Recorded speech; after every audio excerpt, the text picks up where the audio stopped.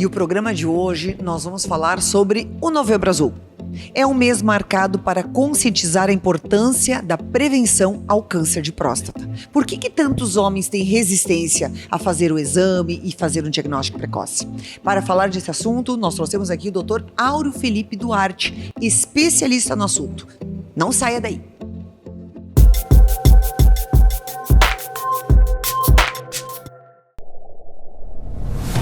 Santa Lúcia, presente nos caminhos que importam.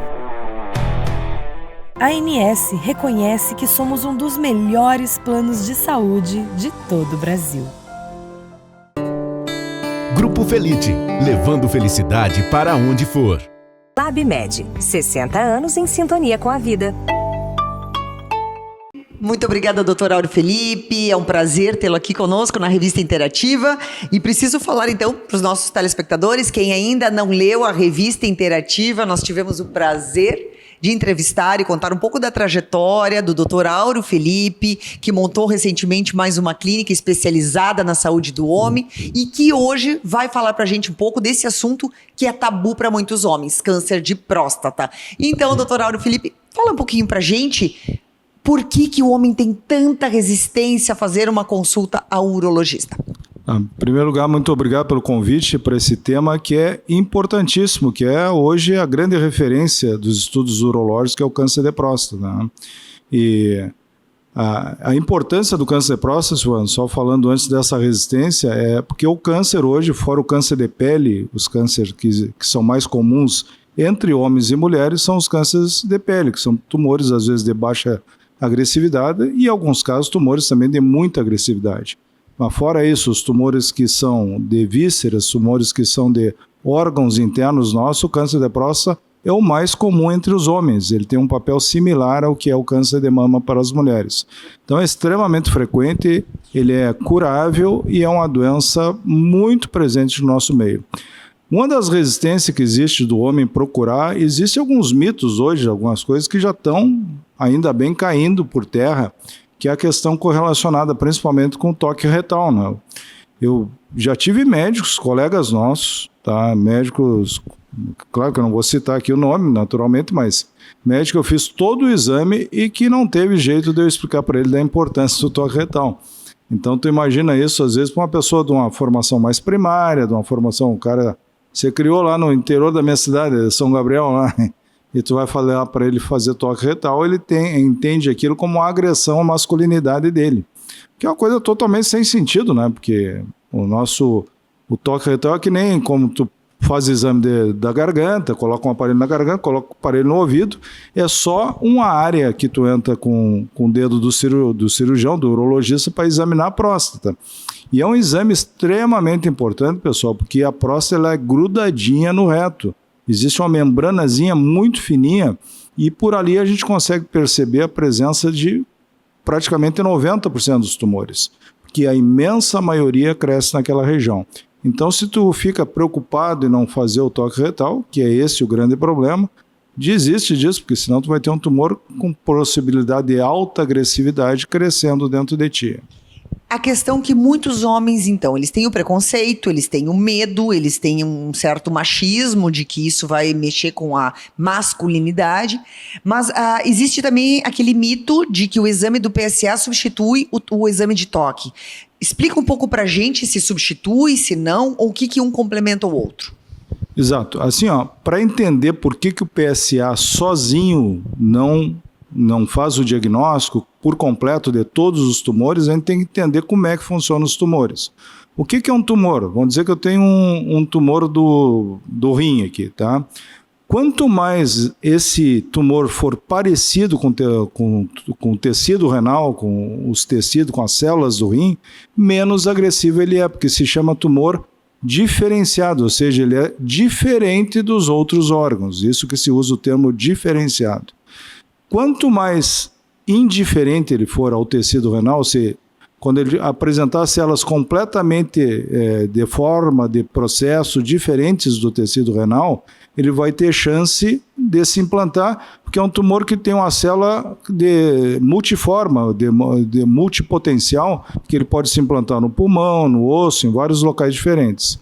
Na próstata, pessoal, existe um antígeno que é produzido que se chama PSA, ou seja, o nome dele é antígeno prostático específico, ou seja, ele é específico da próstata. Por isso ele sobe principalmente em tumores menos agressivos, porque esses tumores são mais parecidos com o tecido prostático. Ou seja, ele sobe justamente nesse tipo de tumor. Quando o tumor é muito diferente da próstata, são os tumores indiferenciados, ou seja, eles podem se colocar rapidamente em outros órgãos, principalmente nos ossos, ele vai demorar muito para subir o PSA, porque só vai subir quando ele destruir o tecido normal. Eu tentei falar rapidamente, de forma rápida, sucinta, para as pessoas entenderem. Se tu te baseia no teu exame anual só no PSA, justamente os tumores mais agressivos podem passar de lado. E esses tumores são muitas vezes verificados no toque retal. Eu já operei pacientes com câncer de próstata com PSA menor que 1, para te ter uma ideia. Aí se tu olha só o PSA, bom, meu PSA está maravilhoso. Se olhar a tabelinha, até 4 é normal. Então, tu tem um PSA de 0,8, por exemplo, que eu já tive recentemente um paciente com esse nível de PSA que fez prostatectomia radical, porque no toque tinha um nódulo, foi feita a biópsia e a biópsia mostrou a presença do tumor. Então não dá para se basear só no PSA, pessoal. É importante o toque retal, isso está em todos os congressos, em todos os livros de urologia, e tem que pedir para o seu médico fazer o toque, porque tem o mais absurdo, tem médicos que não fazem o toque, às vezes, para agradar o paciente. Claro, ninguém vai agarrar ninguém à força no consultório, né? Mas a função do médico é orientar ele da importância do toque, a opção final é sempre do paciente. Tá, e a pergunta que eu faço, é só a partir dos 40 anos que é diagnosticado isso?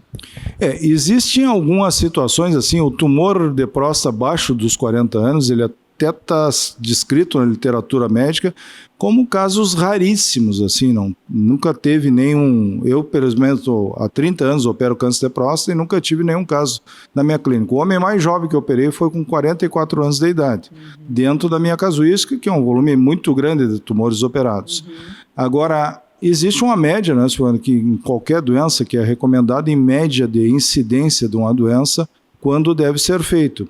O tumor de próstata aumenta bastante a partir dos 60 anos de idade, tá? Então se recomenda que essa prevenção, essa busca pelo urologista para fazer o PSA, o toque, ela inicia a partir de 50 anos de idade para todos os homens. Alguns grupos têm um risco um pouquinho maior, e aí a importância de fazer mais precocemente, a partir dos 40 anos.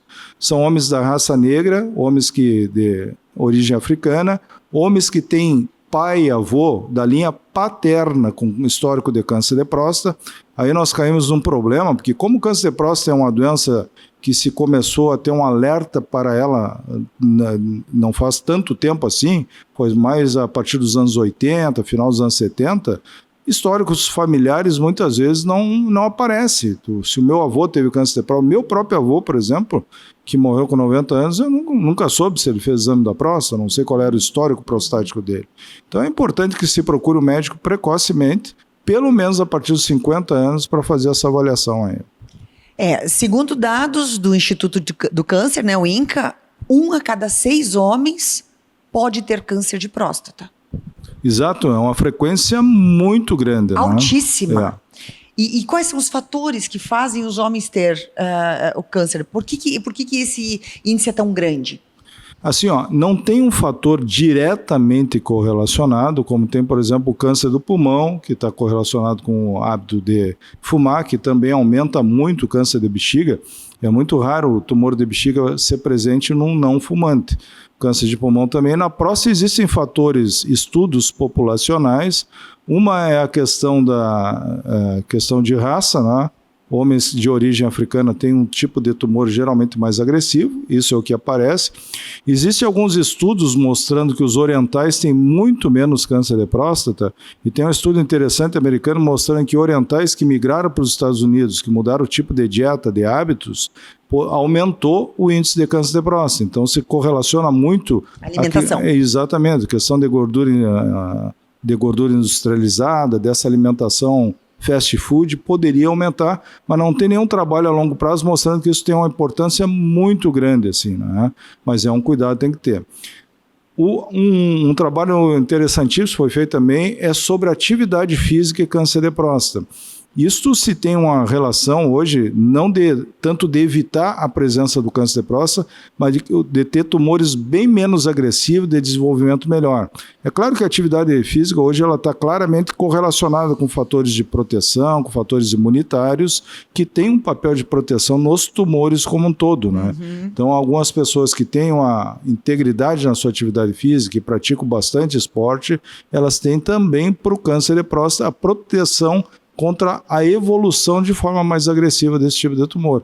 O que é recomendado, uma vida saudável, boa alimentação, uma boa prática esportiva são fatores de proteção. Porque eu vi um dos fatores também é a obesidade, doutor. Me explica então por que os obesos têm mais predisposição a ter o câncer de próstata. É justamente a questão que a gente sempre fala, que é uma grande praga que surgiu nos anos 70, nos anos 60, com a prática principalmente americana, que depois se disseminou pelo mundo ocidental, que é do fast food, da gordura fácil, dos produtos ricos em pão, em amido, uma série de produtos que fizeram com que surgisse a síndrome metabólica. Hoje a obesidade é uma epidemia no mundo inteiro, mesmo em países que não têm tanta condição financeira, até pela correria do dia a dia, né? Muito mais fácil eu pegar um hambúrguer e comer ali no meu intervalo do almoço, porque eu tenho meia hora para almoçar, do que elaborar uma refeição bem feita, baseada em equilíbrio de carboidrato, de proteína e de vegetais. Então isso fez com que a obesidade crescesse muito. Essa questão da obesidade ela está correlacionada justamente com aumento da doença endotelial, né, que é o processo de inflamatório à distância que pode desequilibrar os fatores de proteção imunológica. Assim como ela aumenta bastante o risco de doença cardíaca, a gente já conversou algumas vezes sobre isso, aumenta muito o risco de disfunção erétil, que é muito parecido da ereção masculina, que é muito parecido com a doença cardíaca, ela também aumenta alguns tipos de neoplasia, que são muito mais presentes e muito mais agressivos em obesos do que em pacientes que têm e a outra uma baixa... dúvida que muitas pessoas falam é até a questão do esporte.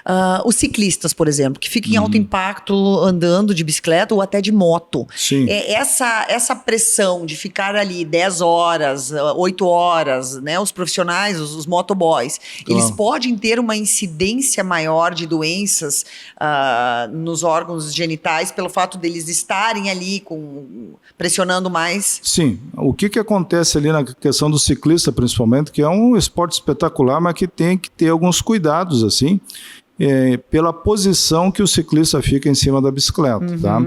Não tem nenhum trabalho publicado mostrando que ciclismo aumenta de câncer de próstata, mas ele pode provocar algumas lesões a nível prostático pelo trauma direto, tá?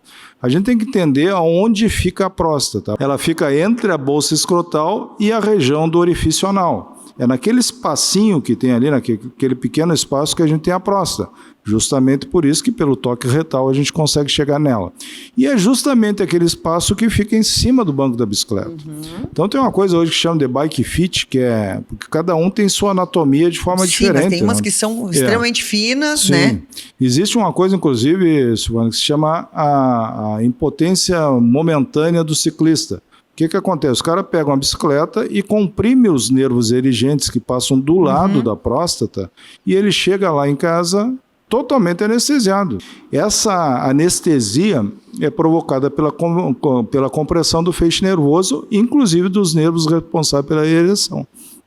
E essa alteração que ocorre ali a nível do nervo, ela geralmente é momentânea, ela dura algumas horas, desaparece e tudo é retomado. Mas o homem, por exemplo, sai de uma pedalada muito longa, ele vê que está totalmente anestesiado, dificilmente ele vai conseguir uma boa ereção por causa disso aí. Então é importante que o ciclista converse nas empresas especializadas para que tenha um banco que não traumatize ali. Ele pode seguir tendo um trauma direto, provocar áreas de calcificação, inflamatórias, mas não tem relação direta, não tem nenhuma pesquisa clara mostrando relação direta com câncer de próstata. Certo. A gente fala então é um dado alarmante. 1 a cada 6 homens podem ter câncer de próstata. Mas existem outras doenças sexuais que eu acho que é importante, já que a gente está falando do tabu, do medo. Porque Sim. assim, né, doutor Áureo, as meninas a partir dos 13, 14 anos já aprenderam a ir no ginecologista e vão passar por exames de toque, vão passar por, né, toda essa orientação. Desde a sua primeira menstruação, as meninas já estão acostumadas a procurar um profissional da área da saúde. Diferente dos meninos os meninos vão procurar lá pelos 50 anos. Claro. Quais são as outras doenças e como diagnosticar isso precocemente? Então, por exemplo, os outros cânceres, as outras disfunções, os outros problemas que os homens podem enfrentar por falta de diagnóstico precoce. Hoje, assim, eu estou indo para o Congresso Brasileiro de Urologia, a gente tem um congresso agora em novembro, e um dos temas que tem uma tarde inteira lá é sobre urologia de adolescentes, tá? De meninos e adolescentes, justamente que é uma abordagem que a gente tem que ter nova. O que um adolescente tem que se preocupar hoje em relação à sua atividade urológica e sexual? A gente tem que, em primeiro lugar, entender que muitos adolescentes hoje têm vida sexual ativa. Então, começa em casa essa proteção, que é explicando para eles dos riscos do HIV, da AIDS, que existe. Tá? O pessoal parece que esqueceu que a HIV existe, e não é só porque é uma doença sob controle hoje que ela deixou de existir. O HPV, que hoje é recomendado vacinas para meninos, para meninas, desde antes do início da vida sexual, então os pais têm que conversar com os filhos sobre isso. E algumas dúvidas que os meninos têm, às vezes eles têm muita insegurança no início da vida sexual, isso pode causar, às vezes, algum trauma para eles. Né? Eles têm que entender o que é uma ejaculação rápida, se eles podem machucar durante uma relação, como é que funciona isso. Tudo isso tem que ter uma boa orientação. E o urologista tem que estar preparado. Eu recebo hoje, desde pacientes com 90 anos no meu consultório, como meninos, como essa semana mesmo teve um pai que levou um menino de 12 anos lá, ele não tinha vida sexual ativa, mas ele já queria saber o que eu posso fazer para me proteger. Isso é uma atitude saudável do pai em relação ao filho e do próprio menino em buscar isso aí. Uma coisa da questão da sexualidade dos jovens hoje, eles estão procurando muito tadalafila, algumas coisas assim, que é extremamente perigoso para a vida pessoal e sexual deles a longo prazo. Tem que conversar com os filhos hoje sobre sexualidade, tem que conversar com os meninos e, na dúvida, leve ele com colegas. Aí tem excelentes colegas de Santa Maria que podem dar boas orientações sobre isso. E falando sobre essa questão da sexualidade também, que é um item importante, a gente tem visto muitos adolescentes usando, então, medicação, usando anabolizantes, usando outras bolas para outras coisas, como a gente fala, e que isso também está prejudicando várias outras coisas. Eu gostaria que o senhor falasse então um pouquinho sobre esse uso desenfreado em jovens que não precisariam estar usando Viagra, Tadalafila, enfim, e esses anabolizantes, se isso tem uma correlação direta depois com a questão, né, da saúde das pessoas. Exatamente, senhor. Foi muito bom tocar nesse tema, assim, porque além dessa questão do TADA, que hoje é o tema da moda entre a gurizada ali, existe a questão do anabolizante. Eu, como sou um grande defensor e estudioso posso dizer que estudo bastante sobre reposição hormonal para homens, e acho que ele melhora muito a qualidade do homem, só que sempre que a gente fala isso em urologia séria, e na própria endocrinologia, a gente está falando de homens que têm testosterona baixa, que tem que melhorar essa testosterona, levando ela para níveis normais. Não tem absolutamente nada a ver com anabolizante. Anabolizante são jovens, às vezes, que estão magrinhos, que querem ganhar massa muscular para impressionar a namorada, para impressionar os amigos, e começam a usar uma carga de hormônios androgênicos em altíssima dose, que leva a testosterona, às vezes, para níveis de 3.000 e tanto, e que bagunçam totalmente com o eixo hormonal. Isso aí é perigosíssimo, ele causa uma série de problemas a longo prazo. Um deles, ele dá hipertrofia da musculatura cardíaca, ele aumenta o risco de trombose, porque aumenta muito os níveis das células vermelhas no sangue. Ele provoca infertilidade, porque existem duas células no testículo masculino. A célula de Leydig, que produz a testosterona, e a célula de Sertoli, que produz os espermatozoides. No momento, joga a tua testosterona lá para cima, o testículo olha ali, esse nível de testosterona, eu vou ficar quietinho aqui, para que eu vou produzir? E começa a haver uma atrofia das células produtoras da testosterona. E com esse padrão de nível, pessoal, as células produtoras do espermatozoide também se retraem. Então é muito comum esses meninos, às vezes chegam nos 25, 30 anos, estão casados, querem ter filhos e não conseguem ter, porque simplesmente o testículo dele ficou desse tamanho assim, atrofiado pelo excesso de androgênicos. E às vezes para te retomar o eixo é dificílimo, tem que trabalhar a nível central e muitas vezes não se consegue. Tu acaba tendo uma infertilidade permanente pelo uso equivocado de androgênios.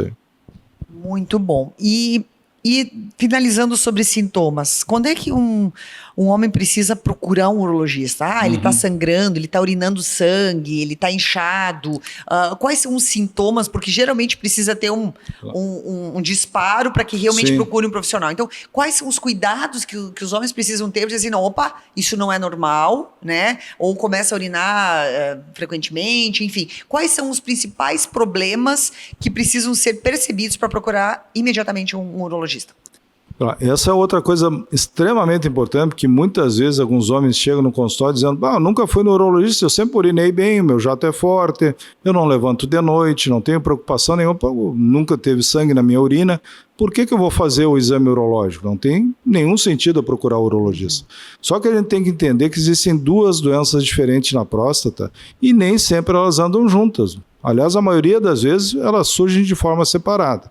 Uma é o crescimento benigno da próstata, quando ela aumenta de volume e como ela está em torno do canal da urina, ela vai apertando o canal da urina, o homem começa a ter o jato mais fraquinho, ele chega no banheiro para urinar, tem dificuldades, ele começa a levantar várias vezes de noite, porque quando ele vai, ele não esvazia, então é que nem um copo pela metade, vai encher mais rápido e vai de novo no banheiro urinar até acordar de manhã cedo. Isso é o que se chama de prostatismo e são sinais de uma próstata grande. Só que o tumor de próstata, pessoal, é importante entender isso, ele cresce do lado de fora da próstata, no lado externo, por isso também que o toque consegue verificar ele. Nessa posição, ele fica bem longe do canal da urina. Então ele não vai provocar sangramento urinário, ele não vai provocar dificuldade para urinar, não vai atrapalhar absolutamente nada no fluxo. Ninguém pode contar com exame com sinais de dificuldade para urinar para dizer se está ou não com câncer de próstata. É através dos exames que a gente fala nas campanhas, que é o PSA e o toque retal. Que informação importante. Então aí você, homem, não fique esperando sinais, não são sinais, não tem sinais. É necessário essa conscientização, então, fazer prevenção, ter uma qualidade de vida, procurar ter uma atividade física, uma alimentação adequada. E eu te agradeço muito, fico muito feliz aqui com essas informações. Obrigado. E realmente, o tratamento depois sempre é muito mais doloroso, né, doutor? Que vai acabar sendo ou a cirurgia, ou a quimioterapia, a radioterapia. O tratamento acaba sendo muito mais doloroso do que uma prevenção precoce, né? Hoje a doença da próstata, ela tem uma possibilidade, se descoberta no início, de praticamente 100%, com certeza mais de 90% de cura, né, Suana? Hoje nós temos aqui em Santa Maria um serviço de robótica espetacular, que a gente já tem centenas de cirurgias realizadas em vários tipos de procedimentos diferentes, e ela nos dá um pós-operatório. Hoje a maioria dos pacientes operam câncer de próstata, os que têm o diagnóstico e vão embora no dia seguinte. Só que para poder fazer isso, tu tem que pegar a doença no início. Não adianta tu chegar lá já com a doença disseminada, espalhada, porque aí não tem o que fazer, então é bem mais complicado. E nesse caso, quando a doença já foi disseminada, o que se faz? Quimioterapia? Hoje tem alguns protocolos, né? O primeiro passo para bloquear, como o tumor é muito dependente do hormônio masculino para crescer, aí só um adendo assim, pessoal, testosterona não causa câncer de próstata, testosterona faz crescer um câncer já existente. Isso é outra coisa que está bem estudada, para não achar que tem risco para quem repõe testosterona de aumentar o câncer de próstata. Agora, quem tem o tumor não pode usar. Inclusive, quando a doença está disseminada, um dos tratamentos é bloquear o hormônio masculino. Então, o tratamento para quem tem uma doença disseminada, avançada nos ossos, já fora da próstata, é muito mais agressivo do que tu fazer a cirurgia. Por isso que é importante pegar o tumor no início, porque o termo às vezes não é bem prevenção da doença, porque ele previne as complicações da doença. É um diagnóstico precoce. Exatamente. Hoje as técnicas permitem que a gente faça cirurgias espetaculares. A questão que o homem se preocupa de ficar com dificuldade para ereção após a cirurgia, ela é real, existe, mas ela é tratável. Então tu vai curar o teu câncer e vai voltar a ter vida sexual se o urologista te encaminhar de forma adequada para esse tipo de tratamento. Perfeito. Então, acho a cirurgia, quando diagnosticado precocemente, é a melhor solução, que talvez nem precise depois quimioterapia, radioterapia. Não, se o tumor for pego no início, a cirurgia removeu o tumor completo, não precisa mais nada. A cirurgia está resolvida, o problema está resolvido e a cirurgia resolve por completo, na imensa maioria dos casos. Né? E para finalizar, doutor, assim, que eu acho que é importante a gente fazer esse alerta. Nós falamos tanto em câncer de próstata. E o câncer de testículo e o câncer de pênis existe também? E como é que funciona nesses casos? Sim, o câncer, os dois cânceres existem. O de testículo é um câncer que também tem que ter um cuidado muito grande em homens jovens. Ele é mais comum na puberdade. A imensa maioria dos tumores testiculares ocorre em meninos dos 15 aos 25 anos. Tá? O menino tem que aprender a se autopalpar. Qualquer nódulozinho diferente que ele sentir no testículo, tem que procurar o urologista, tem que ir no urologista para tirar dúvidas. Não, aí vem de novo a importância de se autoconhecer, aí a questão do toque começar dele. Desde cedo. E o câncer de pênis é muito frequente. Eu agora, cerca de 3 semanas atrás, tive que fazer uma amputação peniana completa. Retirar o pênis de um paciente. E ele está muito ligado ao HPV, ao papilomavírus, que é uma doença que é sexualmente transmissível, né? Nem todos são ligados ao HPV, mas a maioria deles é. Então, qualquer verrugazinha que surgir no pênis, qualquer coisa, uma verruga, não, verruga é normal. Antigamente a gente fazia uma reza e caía, não é bem assim. Uma verruga no órgão genital pode ser HPV, pode evoluir, ser agressivo e se tornar um câncer extremamente agressivo no pênis. É o cuidado que a gente tem que ter sempre. E aí fazer a amputação total. Quando o tumor é mais invasivo, quando pega áreas do pênis mais profundas, isso ocorre às vezes em homens que têm fimose e que não têm o hábito de olhar lá dentro, aquilo cresce, se invade o tecido, tu faz a amputação total, tem que tirar o pênis por completo. E como é que fica a cabeça desse homem? Tem que ser muito bem trabalhada, né, Silvana? A gente tem que explicar que o princípio da medicina sempre começa por preservar a vida, né? E depois a gente vai tentando preservar as demais coisas da vida. Mas a vida tem que ser preservada, porque se a gente se for, não sobra mais nada. E nesses casos, existe algum tipo de prótese peniana que possa ser feita? Pode ser feita uma reconstrução. A prótese peniana, nesse caso, aí, ela seria bem menos efetiva em termos de satisfação para o paciente do que uma prótese peniana que a gente coloca, por exemplo, dentro de um homem que só tem uma disfunção erétil, né? Porque se ele tem uma disfunção erétil, ele vai ter uma vida sexual totalmente normal com a prótese peniana, né? Vai ter penetração, vai ter orgasmo, prazeres. Ali seria mais uma questão dele poder ter a capacidade de penetração, mas a sensibilidade, outras coisas ficam perdidas muitas vezes, né? É um tema bem complexo, mas é importante esse mês de novembro, então, a conscientização, né, da sexualidade e das funções sexuais masculinas. Parabéns, doutor. Muito obrigado. Novamente, muito obrigada por nos conceder essa entrevista. Você que não leu ainda, pode acessar no nosso site, nosso link nas redes sociais ou na revista impressa. Muito obrigada, doutor. Obrigado por estar com vocês aqui.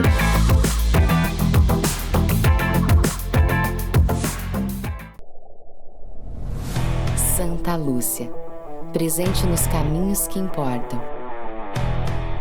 A ANS reconhece que somos um dos melhores planos de saúde de todo o Brasil. Grupo Felite, levando felicidade para onde for. LabMed, 60 anos em sintonia com a vida.